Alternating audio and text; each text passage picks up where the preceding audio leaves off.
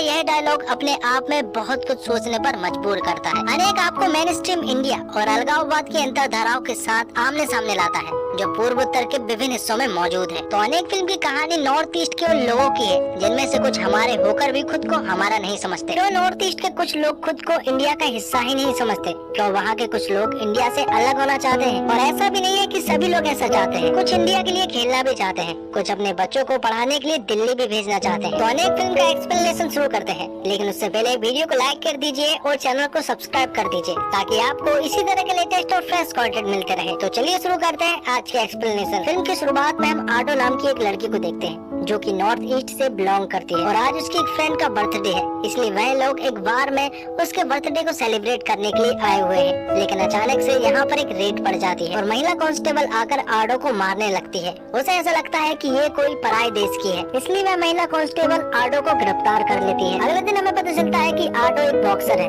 जो कि इंडिया के लिए खेलना चाहती है। आडो एक बहुत ही अच्छी बॉक्सर है, लेकिन पिछली रात के बवाल के कारण उसे गिरफ्तार कर लिया गया था और ये बात कहीं न कहीं नेशनल टीम के कोच को भी पता चल चुकी थी, इसलिए वह लोग आडो को आगे के लिए सिलेक्ट नहीं करते हैं। आडो का कोच नेशनल टीम के कोच से कहता है कि आडो ने कल रात ना तो ड्रग्स लिया और ना ही शराब पी, उसे गलती से गिरफ्तार किया गया था। तो नेशनल टीम के कोच आडो के कोच से कहता है कि कल रात का बवाल प्रॉब्लम नहीं है, बल्कि आडो का नॉर्थ ईस्ट से होना प्रॉब्लम है। आगे हमें अमन नाम के अंडरकवर एजेंट को दिखाया जाता है जिसने 10 साल में कई सारे ऐसे सीक्रेट मिशन को पूरा किया है। कभी उसे फॉरेस्ट गार्ड बन के भेजा जाता तो कभी ड्रग डीलर बनकर। ऐसी वे में 3 साल पहले की कहानी को बताता है जो कि नॉर्थ ईस्ट की थी। मिशन था टाइगर सांगा और इंडियन गवर्नमेंट के बीच शांति का समझौते करवाने में मदद करना। और टाइगर सांगा एक ऐसा आदमी है जो कि 60 सालों से इंडियन गवर्नमेंट के खिलाफ है। टाइगर सांगा की अपनी एक आर्मी है जो कि पिछले 60 साल से इंडियन आर्मी से नहीं हारी। राज्य और केंद्र में सरकार होने के बावजूद इंडियन गवर्नमेंट की मजबूरी है कि वह टाइगर सांगा से शांति का समझौता करे। दोस्तों, अगर आपने फिल्म के पोस्टर में टाइटल पर गौर किया हो तो आपको उसमें कुछ खास देखने को मिलेगा। पोस्टर में इंग्लिश में अनेक लिखा हुआ है,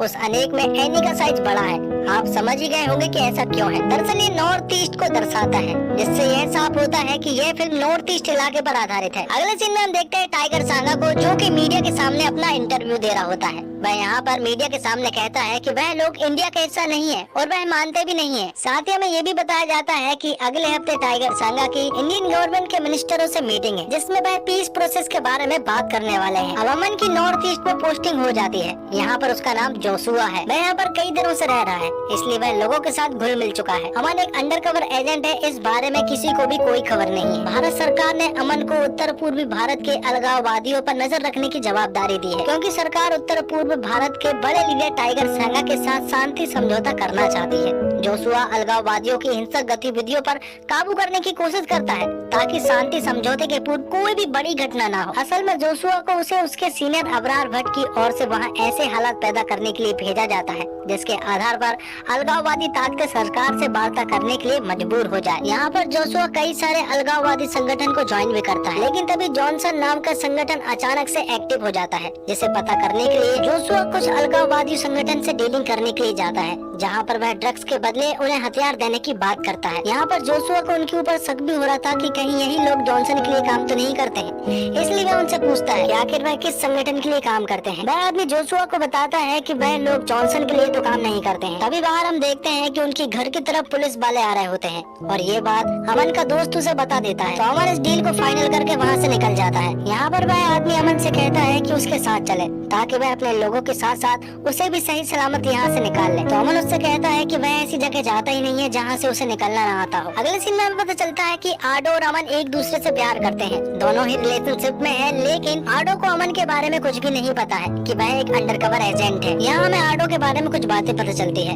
यंग बॉक्सर आडो जो भारतीय टीम में शामिल होकर अपनी सोच और मांग को आवाज देना चाहती है। आडो का सोचना है कि अगर वो अंतर्राष्ट्रीय स्तर पर देश के लिए खेलेगी तो उसे अपनी बात बड़े लोगों तक पहुंचाने का मौका मिलेगा। हालांकि आडो के घर में ही उसके पिता बागनाव सरकार के एकदम खिलाफ है। वह हमेशा अपनी बेटी को बताता रहता है कि ये देश हमारा देश नहीं है, यहाँ के लोग हमारे नहीं हैं। इस देश ने हमारे साथ हमेशा भेदभाव किया है। बागनाव एक स्कूल चलाता था जिसमें वह यही बातें बताया करता था। अगले सीन में हम देखते हैं टाइगर सांगा को जो कि भारत सरकार से मीटिंग करने के लिए आया हुआ था।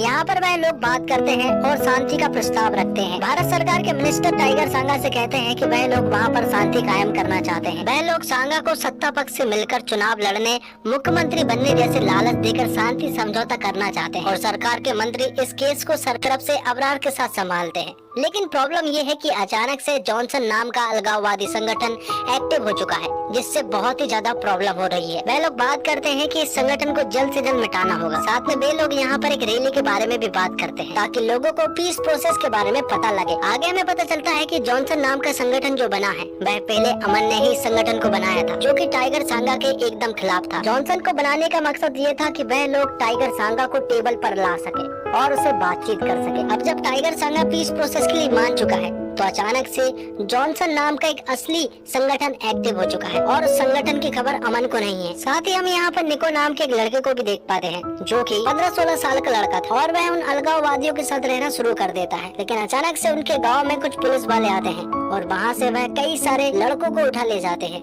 जो कि अलगाववादी थे और उन्हीं में वह निको को भी अरेस्ट कर लेते हैं। तो यहाँ पर हमें पता चलता है कि निको जिस औरत का लड़का है अमन वहीं पर रहता है। निको की माँ का एक होटल भी है जहाँ पर अमन का अक्सर जाना आना होता रहता है और जब ये बात अमन को पता चलती है कि निको को पुलिस वालों ने अरेस्ट कर लिया है तो अमन तुरंत ही निको की माँ को लेकर तुरंत ही पुलिस स्टेशन पहुँच जाता है, जहाँ पर कई सारे बच्चों को गिरफ्तार किया गया था। लेकिन यहाँ पर वह निको को आराम से वहाँ से निकालकर चला जाता है। कुछ दिनों बाद इस गांव में टाइगर सांगा के कुछ सोल्जर्स आते हैं और वह कई सारे अलगाववादी को अरेस्ट कर ले जाते हैं, क्योंकि उन्हें पता था कि ये लोग टाइगर सांगा के एकदम खिलाफ है और उनकी रैली के दौरान ये कुछ भी गड़बड़ कर सकते हैं। इसलिए वह कोई भी रिस्क नहीं लेना चाहते थे, इसलिए वह उन सभी लोगों को गिरफ्तार कर लेते हैं। कुछ दिनों बाद अंजैया बेलाकुंडा, जो कि एक IPS ऑफिसर होता है, उसे भी उसी जगह पर भेजा जाता है जहां पर अमन अंडर कवर है। थोड़े दिनों के बाद टाइगर सांगा के लोग फिर से आते हैं और वह फिर से चेतावनी देकर जाते हैं कि अगर वह लोग टाइगर सांगा के खिलाफ हुए तो वह मारे जाएंगे। लेकिन यहाँ टाइगर सांगा और जॉनसन के लोगों के बीच फायरिंग शुरू हो जाती है। वहीं दूसरी तरफ रैली के दौरान हम देखते हैं कि वहाँ पर जोरदार ब्लास्ट होता है, जो कि इंडियन सरकार तो बिल्कुल नहीं चाहती थी। अगर उन्हें टाइगर सांगा के साथ शांति का प्रस्ताव पारित करना है तो उन्हें जॉनसन को मिटाना ही होगा, वरना वह टाइगर सांगा के साथ शांति का प्रस्ताव तो कर ही नहीं सकते। यहाँ मिनिस्टर के कहने पर अबरार भट्ट को नॉर्थ ईस्ट में भेजा जाता है ताकि वह वहाँ के माहौल को जाने और अमन से बात कर सके। अब रात को अबरार भट्ट अमन से मिलने के लिए आता है और वह यहाँ पर अमन से कहता है कि उसे जॉनसन को मिटाना होगा, तभी वह टाइगर सांगा के साथ शांति का प्रस्ताव पारित कर सकते हैं। अमन यहाँ पर अबरार भट्ट से कहता है कि जो रैली में ब्लास्ट हुआ है उसे ऐसा नहीं लगता कि ये काम जॉनसन का है। लेकिन अबरार भट्ट उससे कहता है कि क्या फर्क पड़ता है, लोग समझते हैं कि ये काम जॉनसन ने किया और टाइगर सांगा भी यही समझता है कि ये काम जॉनसन ने किया है और इसी का फायदा उठाकर वह शांति का प्रस्ताव रखेंगे। अबरार अमन से कहता है कि टाइगर को ऐसा लगना चाहिए कि वह लोग यहाँ पर जॉनसन को कंट्रोल कर सकते हैं और पीस कायम रख सकते हैं। और जब अबरार अमन से पूछता है कि आखिर ये नया जॉनसन है कौन, तो अमन उन्हें बताता है कि वह बांगनाव है। तो अबरार अमन से कहता है कि रैली में जो ब्लास्ट हुआ है उसी के कारण वह बांगनाव को अरेस्ट कर सकता है और चाहे तो मार भी सकता है। लेकिन यहाँ पर अमन अबरार सर से कहता है कि अगर वह टाइगर सांगा के साथ बातचीत कर सकते हैं और पीस प्रोसेस की बातें कर सकते हैं तो उन्हें जॉनसन से भी बात करनी चाहिए। और ये बात कहीं न कहीं अबरार सर को बिल्कुल भी पसंद नहीं आ रही थी। अमन कहता है कि या तो बात सबकी सुनी जाएगी या फिर किसी की नहीं। और यहाँ पर अबरार सर और अमन के बीच में थोड़ी सी नोकझोंक भी हो जाती है। अब कहीं न कहीं बांगनाव को भी ये बात पता चल चुकी थी कि पुलिस वाले उसे अरेस्ट करने के लिए कभी भी आ सकते हैं, इसलिए वह अपनी बेटी आडो से कह देते हैं कि वह लड़ाई लड़ने जा रहा है और शायद वह वापस भी ना आए। लेकिन आडो का भी सिर्फ एक ही गोल था कि वह इंडिया के लिए खेले ताकि सारे लोग उसकी बात सुन सके। थोड़े दिनों के बाद आडो के घर पर कुछ पुलिस वाले आते हैं और वह बांगनाव के बारे में पूछते हैं, लेकिन आडो उनसे कह देती है कि उसे बांगनाव के बारे में कुछ भी नहीं पता है। अब आडो को घर लेने के लिए अमन आता है क्योंकि उसकी चैंपियनशिप शुरू होने वाली थी, इसलिए अमन उसे वहाँ तक ड्रॉप करने वाला था। तभी अमन बांगनाव की कुछ चीजों की छानबीन करना शुरू कर देता है और ये सब चीजें आडो देख लेती है। आडो अमन से पूछती है कि आखिर वह कौन है, लेकिन अमन उसे कोई भी सच्चाई नहीं बताता है, लेकिन उससे ये कहता है कि कुछ दिनों के बाद उसे ये सारी चीजें पता चल जाएगी। अब अबरार सर से चोरी छुपे अमन बांगनाव से मिलने के लिए पहुंच जाता है और उससे एक मीटिंग रखता है और यहाँ बातों ही बातों में अमन बांगनाव को बताता है कि वह एक पुलिस वाला है और ये बात आडो को नहीं मालूम है। अमन बांगनाव से कहता है कि वह सरेंडर कर दे। बांगनाव अमन से कहता है कि इंडियन के लोग हमें इंडियन नहीं मानते हैं, तो हम लोग कैसे मान लें कि हम लोग इंडियन हैं। यहाँ पर 7 साल का बच्चा जब अपने स्कूल जाता है तो हर 20 मिनट की दूरी पर उसे एक फौजी दिखाई देता है और वह उसे टेररिस्ट भरी नजरों से देखता है। तो वह खुद को कैसे मान ले कि वह इंडियन है। वह कहता है कि अगर इंडिया के मैप से स्टेट के नाम छिपा दो तो कितने इंडियन हर स्टेट के नाम पर उंगली रख सकते हैं। इस सीन में वो हमें ये भी बताता है कि कैसे 22 किलोमीटर की चिकन नेक से शेष भारतीय पूर्व उत्तर भारत से जुड़ा हुआ है और जब इस इलाके में सेनाएं गुजरती है तो आसपास के इलाके वालों को कितना नुकसान होता है। जो फसलें जो फल वह मेहनत कर कर उगाते हैं वह सड़ जाती है और भी न जाने क्या क्या है, लेकिन ये आपको कन्विंस नहीं करता। ये बात कर ही रहे होते हैं कि तभी अचानक से उनके ऊपर एक अटैक होता है। दरअसल में ये अटैक अंजैया ने किया था जो कि अवरार सर के कहने पर था, लेकिन अमन यहाँ पर अंजैया को ही गन पॉइंट पर ले लेता है और उसे अपने साथ लेकर चला जाता है। यहाँ पर उन दोनों के बीच में कुछ बातें भी होती हैं, जैसे कि क्या सिर्फ हिंदी डिसाइड करती है कि वह इंडियन है। थोड़े दिनों के बाद जॉनसन संगठन और भी ज्यादा सक्रिय हो जाता है और वह नए नए हथकंडे अपनाने लगता है।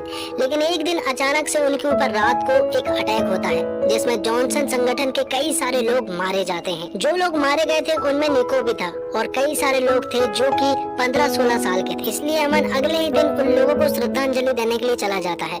लेकिन यहाँ पर निको की माँ को अमन की असलियत पता चल चुकी थी, इसलिए निको की माँ अमन को बहुत चिल्लाती है और रोते हुए वहाँ से चली जाती है। अब जॉनसन की लोकेशन पता चल चुकी थी और सरकार की तरफ से अमन और उसके सोल्जरों को ऑर्डर था कि वह लोग म्यांमार जाकर सर्जिकल स्ट्राइक करें, क्योंकि वांगनाव म्यांमार में ही छिपा हुआ था। यहाँ दूसरी तरफ आर्डो को सिलेक्ट करने की बातें हो रही थी कि आखिर उसे सिलेक्ट किया जाए या फिर नहीं। वहीं दूसरी तरफ सरकार ने तो वांगनाव को शूट एंड साइड का ऑर्डर दे दिया था, लेकिन यहाँ पर अमन उसे जिंदा पकड़ना चाहता है और अदालत के सामने पेश करना चाहता है। यहाँ पर अमन के साथ वाले सोल्जर्स भी उसका साथ देते हैं जो कि पहले उसका साथ देना नहीं चाह रहे थे। और जैसे ही वह उस जगह पर पहुँचते हैं तो अचानक से टाइगर संघा के लोग और जॉनसन के बीच में फायरिंग शुरू हो जाती है। वह नहीं चाहते थे कि वह बीच में इंटरफेयर करे, लेकिन वह ये भी जानते थे कि अगर उन्होंने बीच में इंटरफेयर नहीं किया तो वांगनाव मारा जा सकता है। इसलिए वे टाइगर संघा के लोगों को मार देते हैं और वांगनाव को अरेस्ट कर लेते हैं। वहीं दूसरी तरफ हमें आर्डो के मैच को दिखाया जाता है जो कि फाइनल राउंड में पहुंच चुकी थी और गोल्ड मेडल पाने में वह सिर्फ एक कदम की दूरी पर थी और आर्डो गोल्ड मेडल जीत भी जाती है। तो दोस्तों, निर्देशक के रूप में अनुभव सिन्हा अलग तरह के नैरेटिव के रूप में पेश होते हैं। देश के लिए काम करने वाले अंडरकवर एजेंट आयुष्मान के जरिए वे लगातार एक के बाद एक सवाल करते जाते हैं जो हमें कई बार बेचैन भी कर देते हैं। एक प्रश्न जो आपको कोसता जरूर है, क्या आप नॉर्थ ईस्ट के सभी राज्यों को मैप पर पहचान सकते हैं? यदि नाम हटा दिए जाए तो फिल्म का फर्स्ट हाफ थोड़ा धीमा है। निर्देशक के रूप में अनुभव सिन्हा ने फिल्म में अपने किरदारों के माध्यम से कहानी को कई परतें दी हैं जो वहाँ के स्थानीय और राजनीतिक संघर्ष को दर्शाती है। निर्देशक ने क्षेत्रीय बोली, बैकग्राउंड स्कोर, लोकगीत और सिनेमेटोग्राफी के जरिए कहानी को और ज्यादा मजबूत बनाया है और क्लाइमैक्स का डायलॉग बहुत ही शानदार है। ये पीस किसी को चाहिए ही नहीं, वरना सालों से इतनी छोटी प्रॉब्लम सॉल्व नहीं हुई होती। दोस्तों, उम्मीद करता हूँ आपको वीडियो पसंद आई होगी। वीडियो पसंद आई हो तो वीडियो को लाइक करें और चैनल को सब्सक्राइब करें ताकि आपको इसी तरह के लेटेस्ट और फ्रेश कंटेंट मिलते रहे। मिलते हैं एक और धमाकेदार वीडियो के साथ, तब तक के लिए जय हिंद, जय भारत।